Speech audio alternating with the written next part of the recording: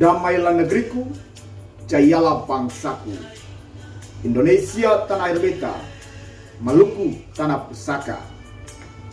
Saat ini saya berada di Hotel Amaris dalam rangka mengikuti kegiatan pelopor moderasi beragama. Kegiatan ini diselenggarakan oleh Kanwil Kementerian Agama Provinsi Maluku dengan melibatkan berbagai komponen masyarakat, baik dari pemerintah desa, pemerintah negeri, organisasi kemasyarakatan, para penyuluh agama, dan berbagai komponen masyarakat lainnya. Tujuannya supaya moderasi beragama yang telah digagas oleh kantor Kementerian Agama dan kini menjadi program pemerintah negara dari tahun 2020 sampai 2024 itu menjadi gerak bersama. Kita tahu, kita pahami bahwa moderasi beragama yang digagas oleh Kementerian Agama ini berangkat dari realitas konteks bangsa Indonesia. Bangsa Indonesia adalah bangsa yang plural dalam pelbagai dimensi kehidupan. Karena itu pluralitas ini harus dijaga, harus dipelihara, harus dikelola. Akhir-akhir ini bangsa dan negara kita mengalami berbagai tantangan, berbagai ancaman yang mengancam konflik atau menimbulkan konflik horizontal atau menimbulkan perpecahan antar anak bangsa, menantang atau mengancam integritas bangsa. Pertentangan-pertentangan yang kami maksudkan ini berhubungan dengan praktek hidup beragama. Agama di Indonesia ada berapa agama, dan ini telah diakui oleh negara dan telah menjadi konsensus bersama dalam menetapkan Pancasila sebagai ideologi bangsa. Jadi Pancasila sebagai ideologi bangsa tentunya dirumuskan, dihasilkan bukan dari sesuatu yang baru, tetapi merupakan satu perumusan, satu gagasan yang muncul, yang lahir dari konteks bangsa Indonesia, termasuk pluralitas dalam bidang keagamaan.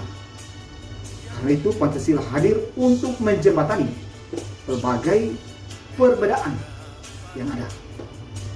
Dan ini tentunya sudah final. Tidak ada pertentangan antara Pancasila dan agama, karena Pancasila merupakan kristalisasi atau representasi dari berbagai nilai-nilai, termasuk nilai-nilai agama.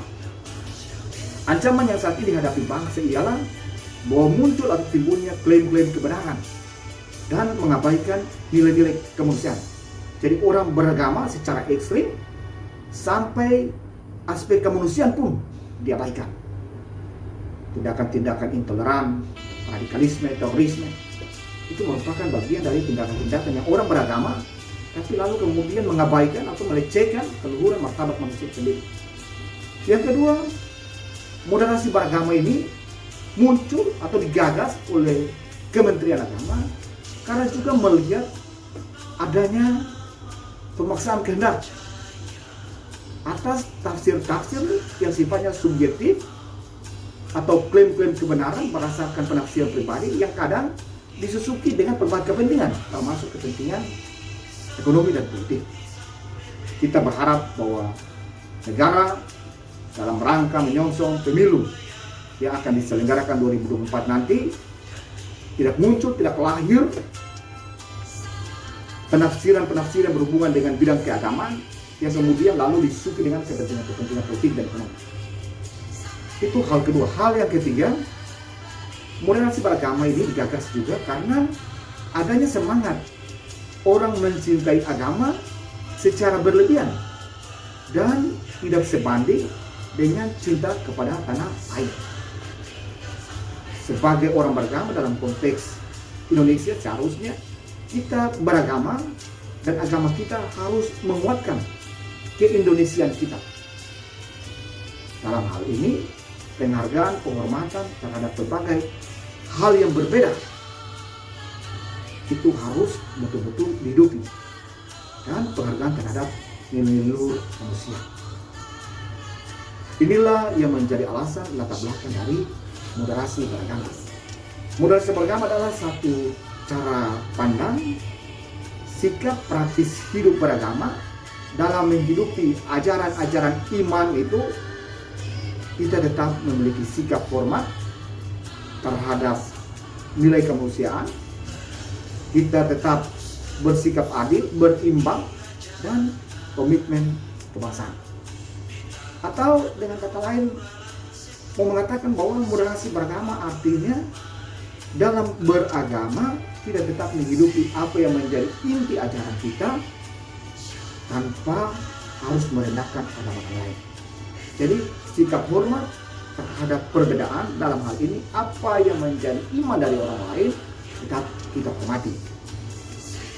Hal yang perlu digarisbawahi dalam moderasi beragama ini adalah yang dimaksudkan moderasi beragama bukan moderasi agama. Jadi lebih pada praktek hidup keagamaan. Lalu ada 4 indikator yang dapat menjadi indikasi bahwa kita dalam moderasi. Atau sebaliknya juga, 4 indikator ini menjadi penunjuk bahwa kita belum moderasi. Aspek pertama yaitu komitmen kebangsaan. Jadi kalau kita memiliki sikap hormat terhadap Pancasila, Undang-Undang Dasar, maka itu menunjukkan kita dalam memiliki sikap moderasi beragama dalam konteks Indonesia. Yang kedua, sikap toleran. Hormat menghormati agama-agama lain atau golongan yang berbeda dengan kita. Sikap toleransi. Kemudian indikator yang ketiga yaitu anti kekerasan. Jadi kekerasan yang baik bersifat verbal maupun non-verbal itu menunjukkan bahwa moderasi beragama itu belum tercapai. Dalam hal ini kekerasan atas nama agama. Jadi tindakan-tindakan teroris itu sudah pasti itu menunjukkan tindakan yang tidak searah dengan apa yang kita maksudkan dengan moderasi beragama. Yang keempat, indikator yang keempat yaitu hormat atau penerimaan terhadap tradisi-tradisi budaya. Indonesia memiliki kekayaan dalam hal adat istiadat, budaya, tradisi, dan ini tentunya menjadi modal sosial, menjadi modal pembangunan bangsa. Ada berbagai budaya, tradisi, dan tentunya tradisi-tradisi dimaksud adalah tradisi yang sesuai atau tidak bertentangan dengan Pancasila, Undang-Undang Dasar 45, berbagai peraturan perundangan yang berlaku, tapi juga yang tidak diskriminatif dan hormat terhadap hak asasi manusia.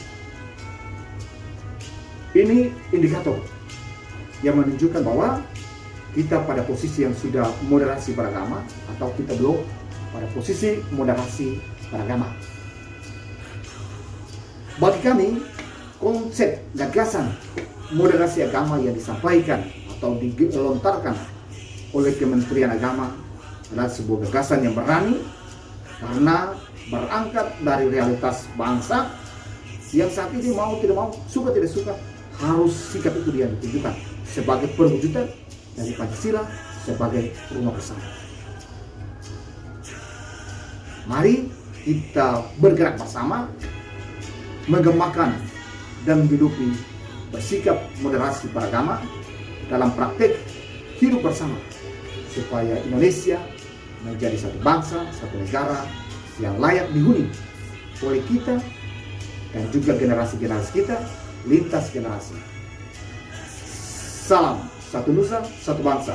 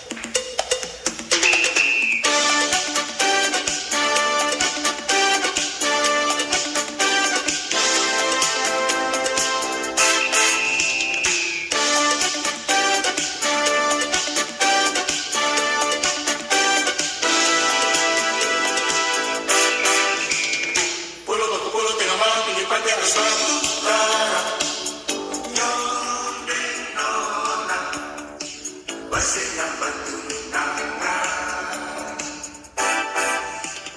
Banyak kita tanya pulang balik, kalau mau tahu kata itu siapa? Johan.